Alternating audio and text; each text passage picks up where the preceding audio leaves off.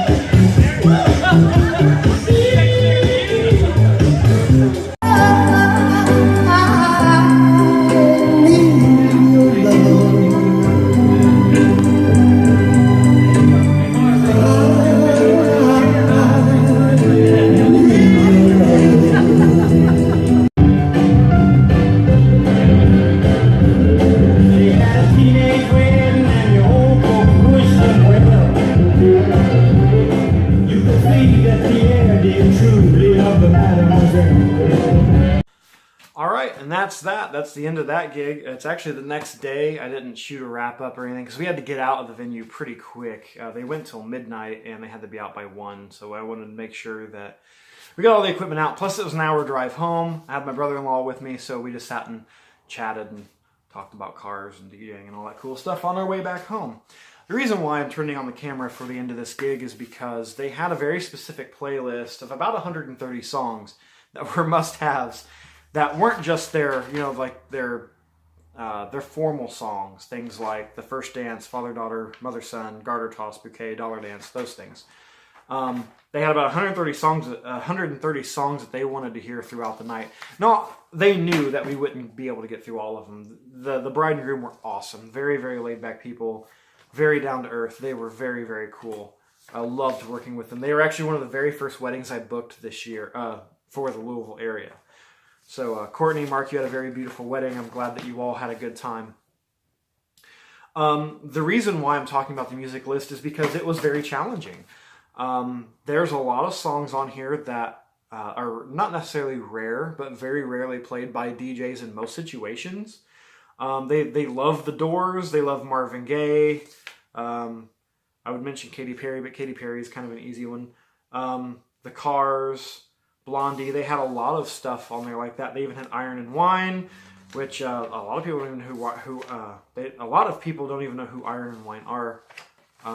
They're a great kind of folk style band. If you've never heard them, check them out. If you like that kind of music, you'll definitely like Iron and Wine. They had a lot of older things on here. They wanted Waylon Jennings' version of Sweet Caroline, which was kind of cool. I haven't heard that version in forever. They had some Billy Joel, some CCR, some NSX, Eddie Money, Chuck Berry, a lot of Chuck Berry actually. The Chords, Thurston Harris, Stevie Wonder, Van Halen, Elvin Bishop, Paul McCartney, Gary Wright's Dreamweaver, which I never actually got to play. I couldn't seem to find an appropriate place to play it in the event. But what I'm getting to is this was a very eccentric, eclectic variety of music to play for a wedding. And I find that for a lot of DJs that would probably look at this list and go, I don't even know where to start with this. I only deviated away from this list once, and I played 2 songs that were not on it. 3 songs that were not on it. Their cake cutting went a little bit longer than the actual song they chose, which most cake cuttings do. A great song to play after that song is running out, but they're still doing cake cutting stuff, is Cake by the Ocean by DNCE. Great song to play.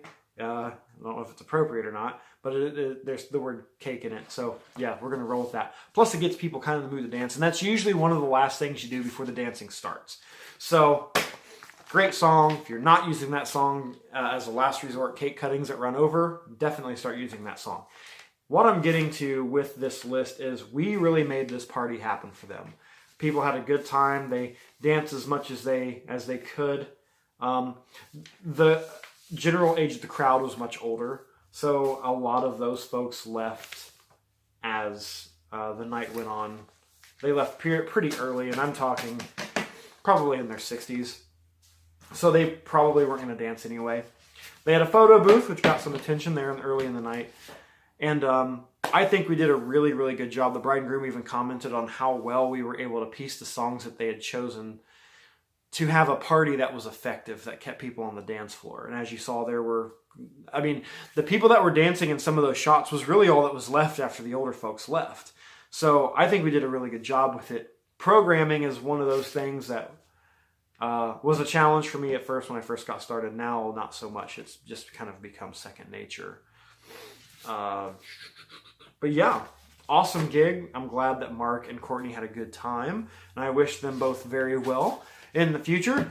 They did their Jenga guest book, and they did an advice box. They also did this really freaking cool, I'm gonna guess it's a groomsman cake. It looked like a chocolate cake. The edges of it was held up with Kit Kats and Hershey bars. The roof of it was made with Reese Pieces, and the towers of the castle were made with Oreos. And I'm just like, this. I want this at my wedding. I'm getting married in about a year. Later today, I'm going to post a video about what equipment that I use. It's kind of more of a video for DJs, so definitely stay tuned and check that out.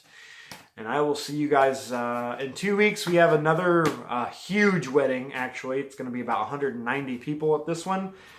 And there are contest winners from our bridal show in January. So they got a platinum package. They got me for 8 hours. They got me for a gobo. They're getting uplighting. They got everything for a very, very low price because they won the platinum package upgrade contest at the Meet Me at the Altar Bridal Show, which I'm doing again this January. I believe it's January 15th this year. We'll be there again, do one of those a year. Awesome bridal show to be at. I might do the one in July too, just to see if I can fill some of my winter openings. That way I can just gig all year round and try not to have that off season. But the fall wedding season has officially begun. We'll see you all later.